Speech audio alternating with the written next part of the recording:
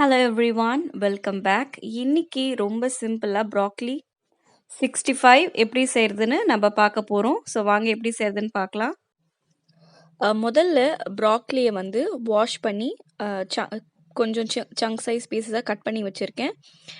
அதுக்கப்புறம் வந்து கொஞ்சமாக மஞ்சள் தூள், அதுக்கப்புறம் உங்களுக்கு எவ்வளோ காரம் வேணுமோ மிளகாய் தூள், அதுக்கப்புறம் கொஞ்சமாக மல்லித்தூள் எல்லாம் ஒரு டீஸ்பூன் போட்டிருக்கேன். அதுக்கப்புறம் ஒரு 1/2 டீஸ்பூன் வந்து ஜீரகத்தூள், அதுக்கப்புறம் 1/2 டீஸ்பூன் வந்து பெப்பர். இதெல்லாம் தான் நம்ம ஸ்பைசஸ் போட போகிறோம். உங்களுக்கு எவ்வளோ சில்லி காரம் வேணுமோ அட்ஜஸ்ட் பண்ணிக்கோங்க. இது வந்து 1 டேபிள் ஸ்பூன் வந்து ரைஸ் ஃப்ளார் போட்டுக்கிறேன், அரிசி மாவு. அதுக்கப்புறம் 1 டேபிள் ஸ்பூன் வந்து சோள மாவு. அதுக்கப்புறம் வந்து கொஞ்சம் தேவையான அளவுக்கு உப்பு போட்டுக்கோங்க. ஸோ ஃபஸ்ட்டு இதை வந்து நல்லா மிக்ஸ் பண்ணி விட்டுக்கோங்க ஸ்பூனில். அதுக்கப்புறமா நல்லா இது எல்லாமே கோட் ஆகட்டும் ஃபஸ்ட்டு. இதுக்கப்புறமா என்ன பண்ணுவோன்னா ஒரு முட்டையை நான் உடச்சி ஊற்றிக்கிறேன். ஸோ இந்த முட்டையும் நல்லா இதோட மிக்ஸ் பண்ணிப்போம். ஸோ மிக்ஸ் பண்ணிக்கிட்டு இதை ஒரு 10 மினிட்ஸ் ரெஸ்ட் பண்ண வச்சுட்டு அதுக்கப்புறமா நம்ம பொரிக்க ஆரம்பிச்சிடலாம். ஸோ ரொம்ப சிம்பிளாக நம்ம இவ்வளோ மசாலாஸ் தான் யூஸ் பண்ண போகிறோம்.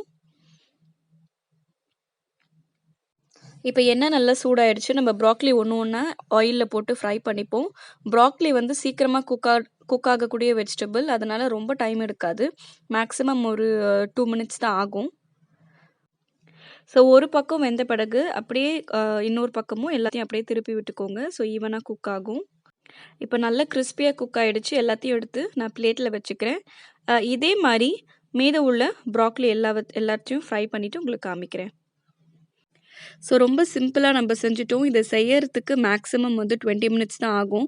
ஸோ நிறைய பேருக்கு ப்ராக்லி பிடிக்காது. நான் நிறைய ப்ராக்லி ரெசிபிஸ் ஆல்ரெடி போட்டிருக்கேன். அந்த லிங்க்கெல்லாம் நான் கீழே போடுறேன். ஸோ ஏதாவது ஒரு விதத்தில் நீங்கள் ட்ரை பண்ணிங்கன்னா கண்டிப்பாக அவங்க சாப்பிட ஆரம்பிச்சிருவாங்க. இது one of the healthiest vegetables. அதனால் உங்கள் ரெகுலர் டயட்டில் நம்ம எப்போவுமே சேர்த்துக்கிறது நல்லது. ஸோ கண்டிப்பாக இந்த ரெசிபியை ட்ரை பண்ணிவிட்டு எப்படி இருந்துச்சுன்னு எனக்கு சொல்லுங்கள்.